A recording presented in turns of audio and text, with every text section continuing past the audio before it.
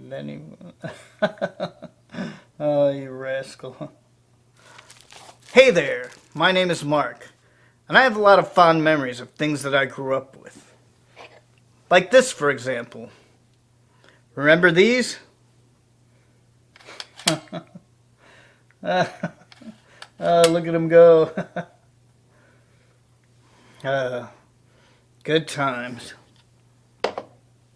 Yeah, I got a lot of enjoyment out of these things. Wouldn't it be great if we could revisit the past and reminisce about all these wonderful things? Like if there was a place, a virtual video museum full of joyful Moppet memorabilia. You know what? That's exactly what I'm going to do. And you're invited. So come join me on a sentimental journey through my childhood. Come take a ride. I'm the Nostalgia Train.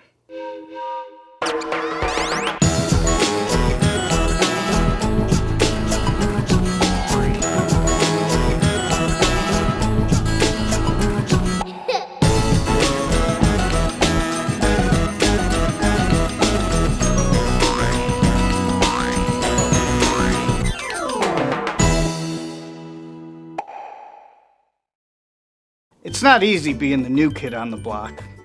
And no, I'm not talking about these guys. I'm talking about Hollis from the Horrible Honchos. What is the Horrible Honchos, you ask? The Horrible Honchos was an episode of an anthology series called the ABC Afterschool Special that aired in 1977. It was based on a novel called The 17th Street Gang by Emily Chaney Neville and stars Kimrichards of the Real Housewives of Beverly Hills fame, as well as the Walt Disney Witch Mountain films. The story starts off with a small boy being bullied by an older girl played by Richards.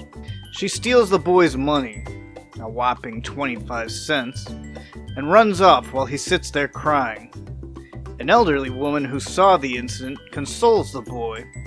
He tells her that the quarter the girl stole was given to him by his mother to go to the store. Really? A quarter? To go to the store? What's he gonna buy? A mechanical pony ride? I mean, what kind of shopping can you do with a quarter? Even in the 70s? Well, as it turns out, you could buy a decent amount of things for a quarter in the 70s. But it was actually only enough money to get one item. So this kid's mother must have really been desperate to send him to the store for just one thing instead of doing all of the shopping at once. So, let's take a look. 2 packs of frozen vegetables for 25 cents. Grape jelly, 25 cents. A dozen medium eggs for 25 cents. 25 cents for a loaf of sliced bread. Oh, wait a minute. Bathroom tissue, 13 cents. Okay. Okay, well now it's starting to sound a little more reasonable. So I'm picturing this kid's mother taking a squat on the potty. Thanks for that image. And suddenly running out of bum paper. So in an act of total desperation, she sends her son to the store to fetch more doo-doo doilies while she just sits on the throne baking brownies. But I digress. Anyway, back to the story. Little help? The elderly woman offers to give the boy a quarter when she notices the girl giving him the okay sign. And suddenly it becomes clear to her. She's being scammed, yeah! These kids are conning her, but she isn't angry about it. She understands that it's just juvenile shenanigans, so she gives the boy a quarter. But with one condition, that he and his friends stop their hustling racket. Because, as she so eloquently puts it, isn't nice to fool people and take their money. Someone should tell that to telemarketers. The boy thanks her and tells her that he's just doing all of this to be accepted into a gang called, you guessed it, the Horrible Honchos. That opening scene is one of two that have always been memorable parts of this episode for me. We'll talk about the other one later. I remember watching this episode in grade school. And I don't just mean during the time period that I was in grade school. I mean actually in school, watching it during school hours. I recall seeing quite a few films in school this way. There would be something going on like a parent-teacher conference or a day where there was some big whoop-de-doo teachers meeting or something, and they needed to keep us brats out of their hair for a few hours. At least, that's the way I remember it. There's also an interesting bit of history behind the television debut of the Horrible Honchos.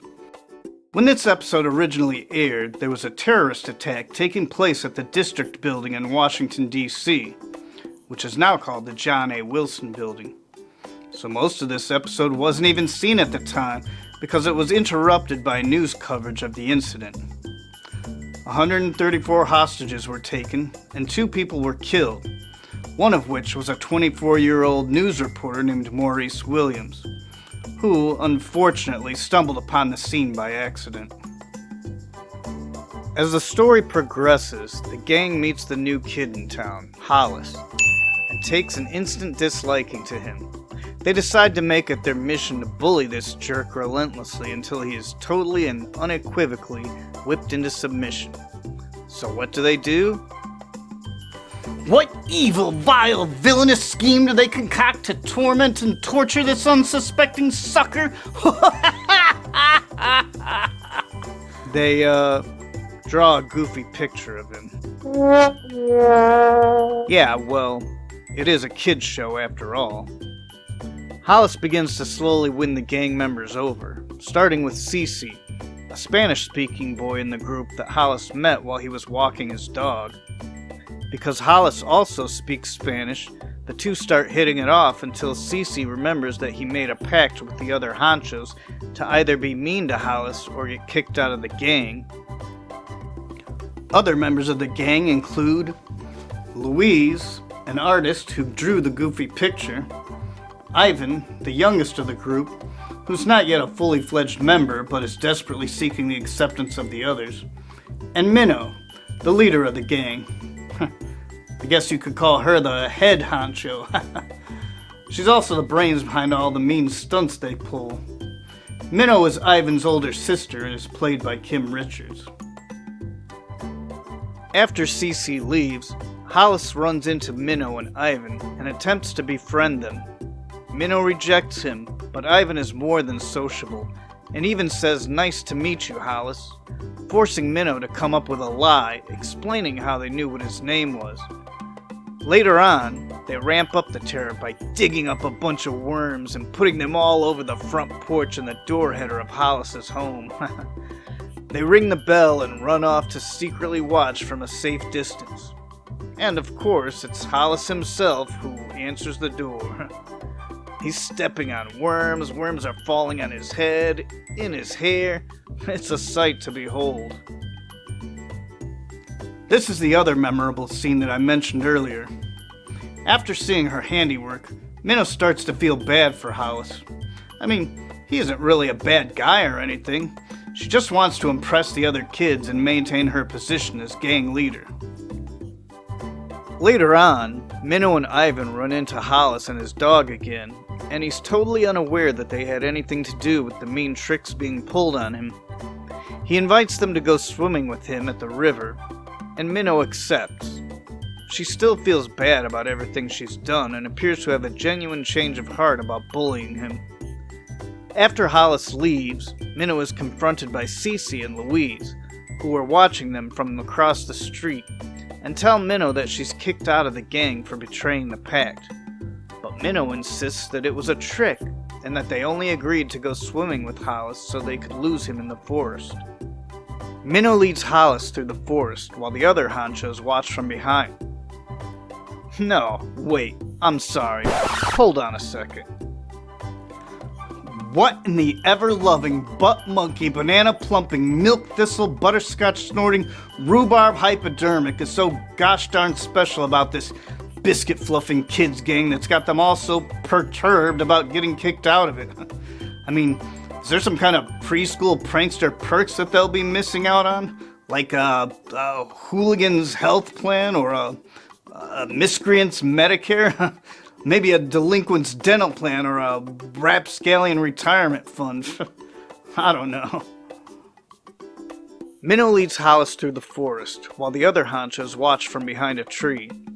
After they get deep into the forest, Minnow pretends to have lost her swimming nose clip several yards back, and tells Hollis to stay while she runs to get it.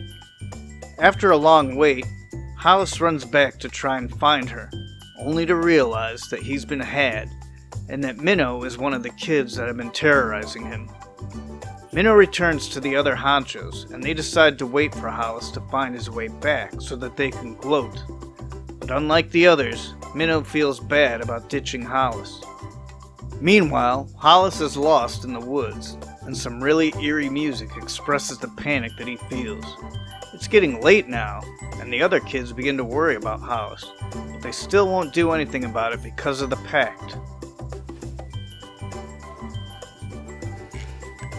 You know, there must really be nothing to do in this one-horse town because boredom is usually the driving factor for this sort of behavior. But even so, Louise's family is rich. You mean to tell me that she doesn't have all kinds of video games to entertain these knuckleheads? An Apple II home computer, a Coleco Telestar, a stinking Magnavox Odyssey? I mean, if I was a honcho, I'd much rather hang out at her house drinking cocoa and playing all of the latest Atari 2600 video games than waste my time farting around with Hollis. But hey, that's just me. Anyway.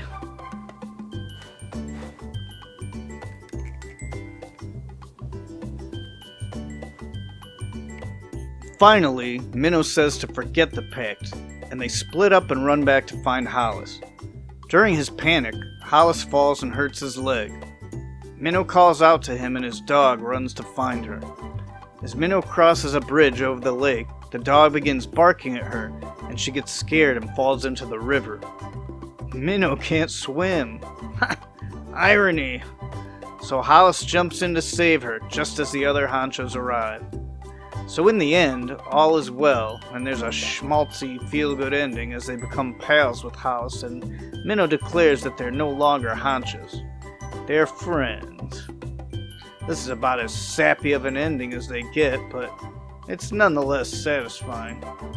Until Ivan, for some odd random reason, does a Humphrey Bogart impression. Okay, sweetheart, recommend that all. One portion will be appreciated. We're all gonna eat the strawberries, then we're gonna break out. Yeah. Whatever. Okay, sweetheart. It's the end of this episode, see? And I don't want no funny stuff, see? Just take this as a warning. Hang on a minute.